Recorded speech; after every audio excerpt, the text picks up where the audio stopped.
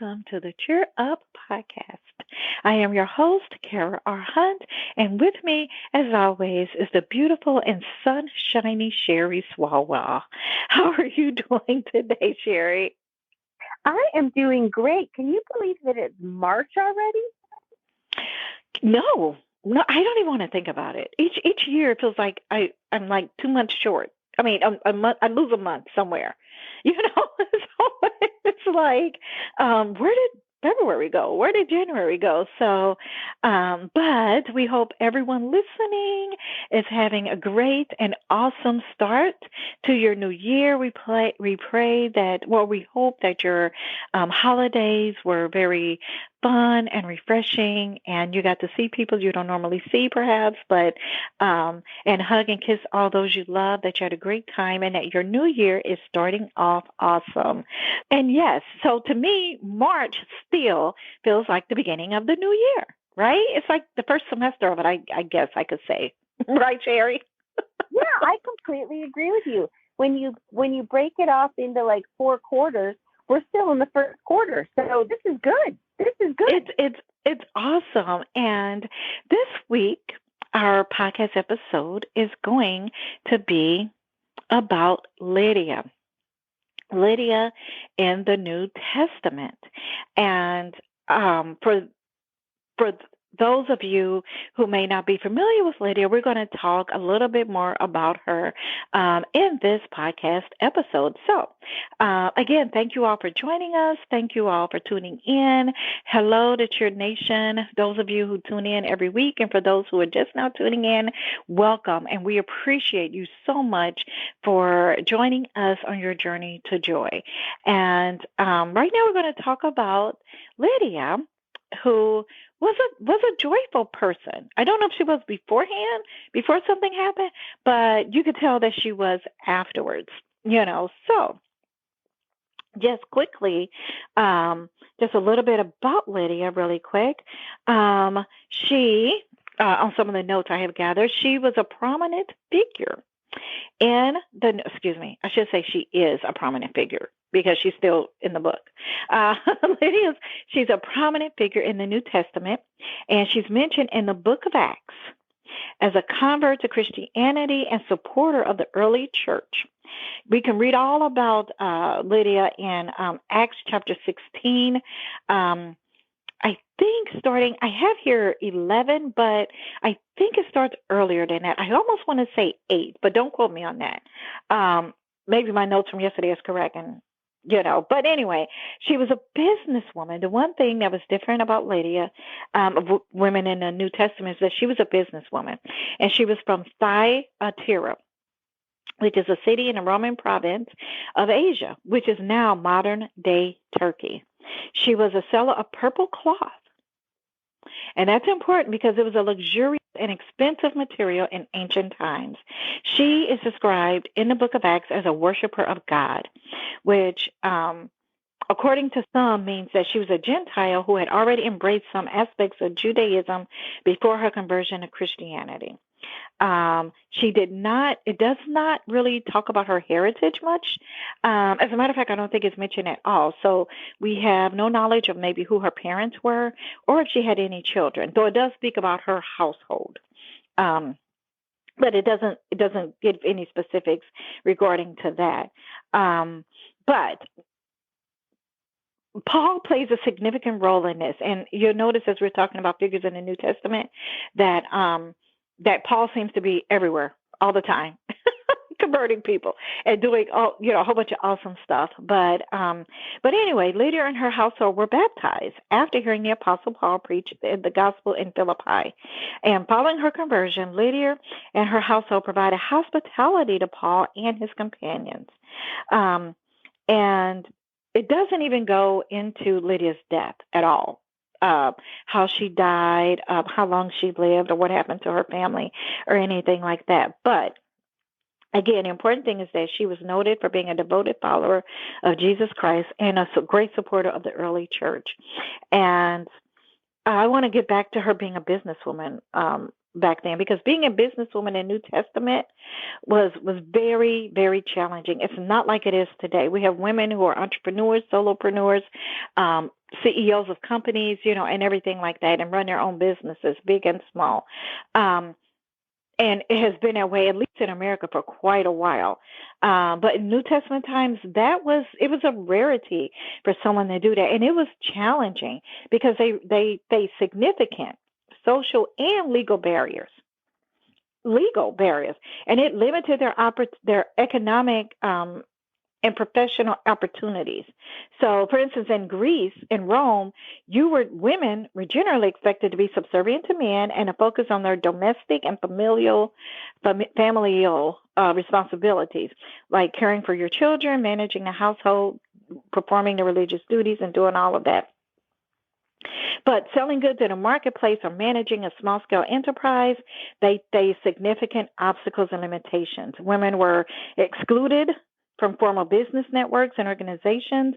It was difficult for them to have anyone loan them money or skills or anything to help them start it. They weren't allowed to negotiate contracts. And they weren't allowed to even establish professional relationships, because most of the time that would have been with men. So there was various legal restrictions that limited a lot of them. So her being a businesswoman says a lot about her character and how she was able to do it. Because sometimes, and especially in Roman law, you couldn't even do that unless you had a male guardian who handled all the financial responsibilities. So it was very difficult. It's not like it was these days. And what she did was she sold purple cloth, which is highly valued and expensive fabric that was used for a slew of purposes. It was from curtains to clothing to textiles and robes and the color purple. And it was very expensive, and it was derived from a type of sea snail. So there was a lot to this. So I don't want it to be just like, she just had like a little booth on the corner and everything, and she was just selling this purple cloth. No, that purple cloth had to be made. First, you had to get the purple color or whatnot from the snail, and you had to do all of this, and it was a very expensive fabric and that's why so many people went after it, because it was usually worn by the wealthy and those like that. So she probably had a very successful business, but it took a lot to go in there. But the most important thing about Lydia is that when you read in Acts chapter 16, verse 13, you find out, well, you got to read a little bit before that. So it's probably best when you're in Luke 16 to read the first 12 chapters.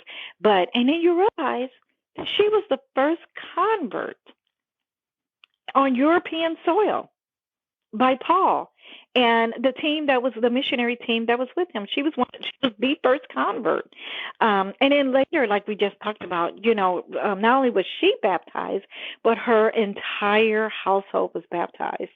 And so here he is, this woman, and then Paul and them come to town, and she hears them, and he's speaking to her. And again, you can read about all of this in Luke chapter 16.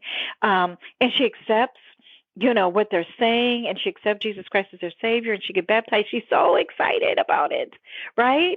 That she goes back, she tells her whole household, and whatever they hear from her, she's pretty much evangelizing here. Not only was she the first convert, but now she's evangelizing. She's taking it back to her home, and they're like, what? Tell us more. And next thing you know, then they're baptized. Now, again, it's only a couple of paragraphs adapted to this,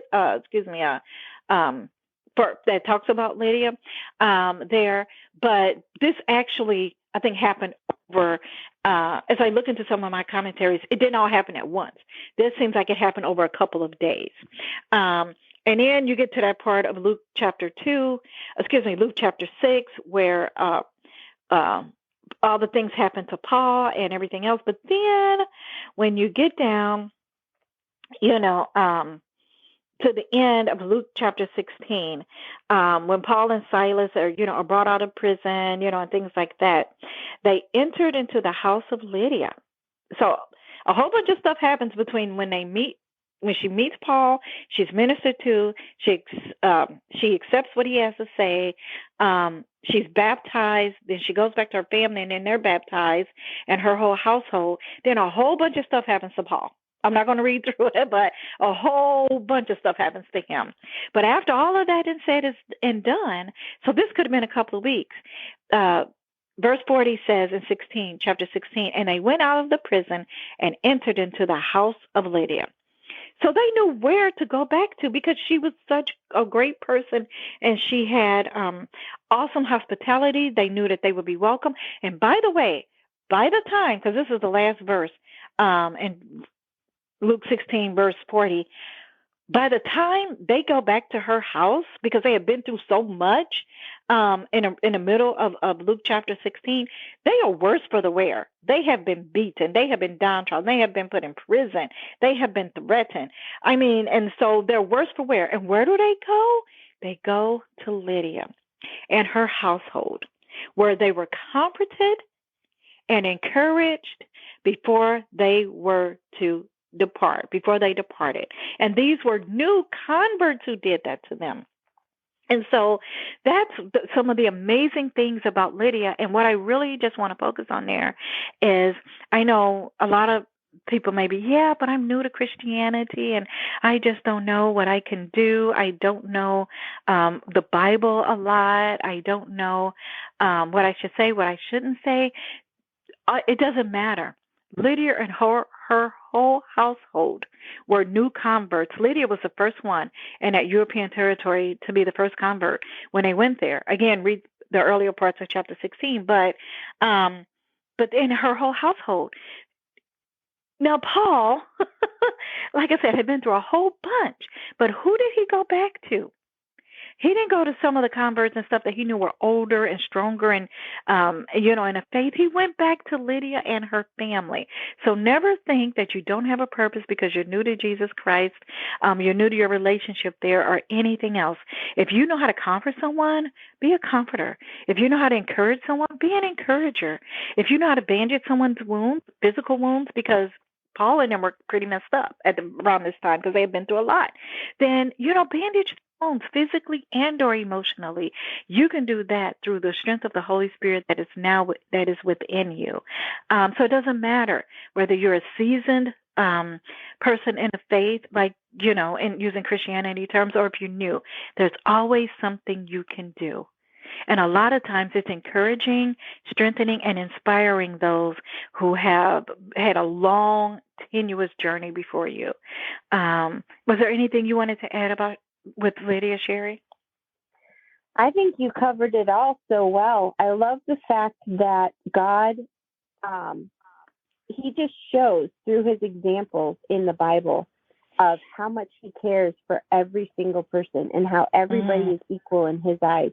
We may have barriers when it comes to government. We may have barriers when it comes to culture. We may have barriers when it comes to financial or economic success, but there are no barriers when it comes to God. He uses in some cases, you need to have money in order to be able to be used greatly because you need to have that resource. So God can use business people really, really well. But then in other cases, if God wants to use somebody else who maybe has a financial barrier, he can overcome that with, I think of Elijah and the widow with the oil and the flour and how she just had a little bit, but God let that stretch for as long as she needed it to and as long as he needed it to. So, but I truly love how this story shows us that is every single person however he wants to, and in his time. We just have to be willing. So Lydia was a great business person. She knew business. She thrived on business. She was good at business, and so God used that. So if you, like Kara said, if you're good at tending wounds, then tend wounds for the best of them. If you're good at cleaning houses, then clean houses for the best of them. If you're good at whatever it is, God is no respecter of persons. And I love that. I love how that just comes out so effortlessly. But I also love how she was a new convert. And like Kara said, it doesn't matter how long you've been in the faith. It's the genuineness and it's your heart that matters. So the fact that that Paul came to her when she wasn't as learned or as experienced necessarily as some of the others, sometimes those are the best people because they're the most genuine. So just work on your heart.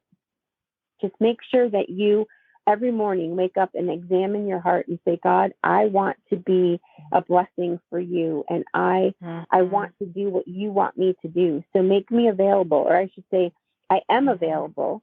Do with me what you want done, and then just watch and see what God will do.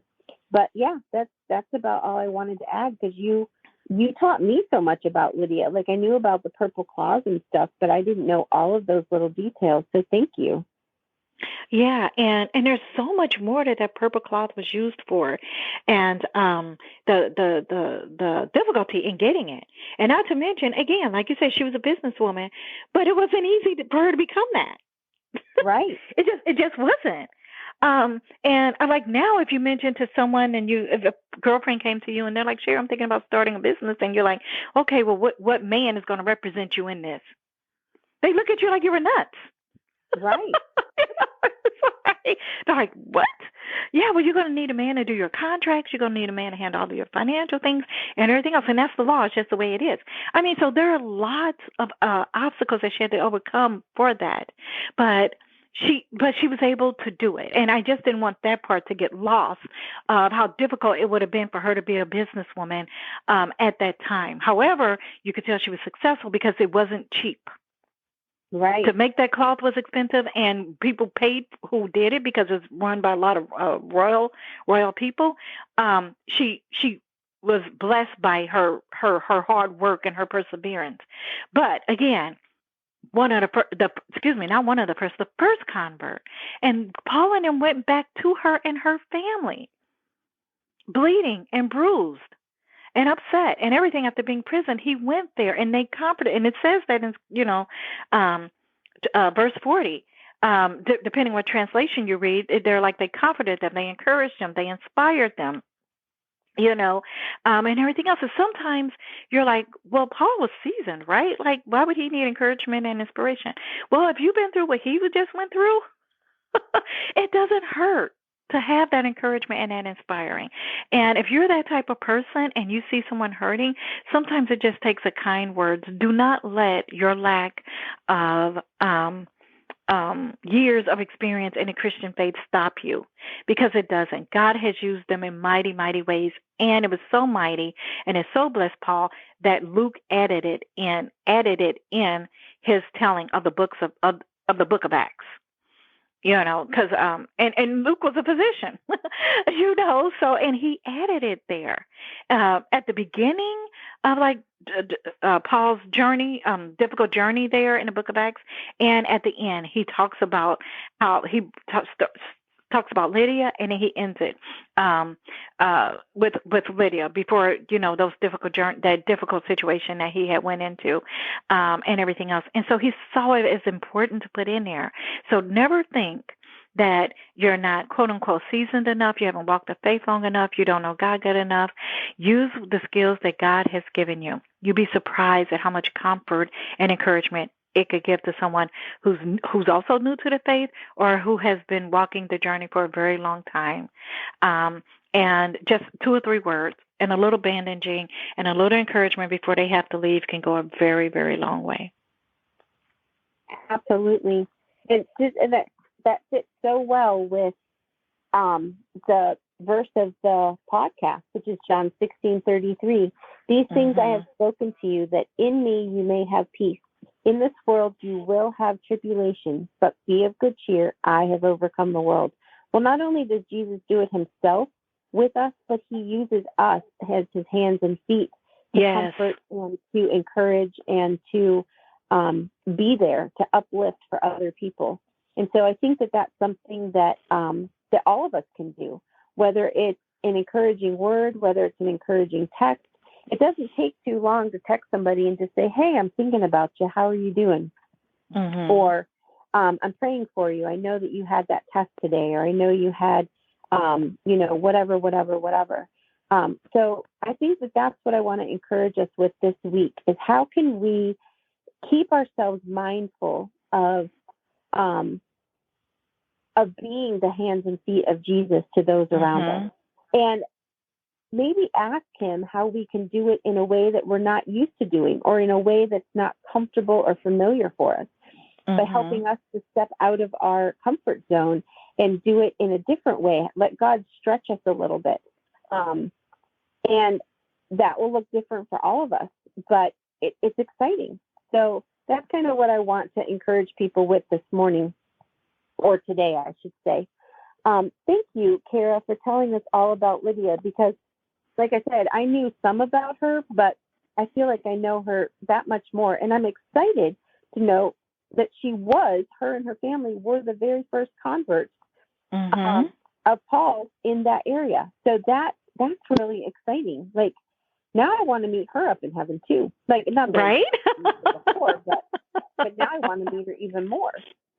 So next week, we're going to be talking about the woman with the issue of blood. And if you don't know that story, then definitely come back and stay tuned. And if you do know that story, then come on, listen to it. And then you can start a discussion in the Facebook group, and we can continue it on. Or you can email us at cheeruppodcast@gmail.com if you want to talk to us about Lydia, or if you want to talk about what we talk about next week. Head over to Kara's website, KaraRHunt.com, and you will see all of her different books. They are available in paperback, ebook, and audiobook. She also has a lot of other great things on her website, so I encourage you to browse around there. You can head over to my website, SherrySwalwell.com, and you can look at the different books that I have on there, fiction and nonfiction, as well as some of the other things that I offer, other services.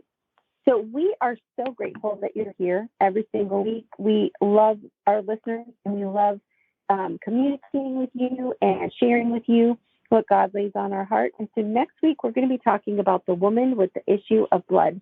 Until then, enjoy your day. Enjoy the beginning of March, and join us next week for another exciting episode of the Cheer Up Podcast.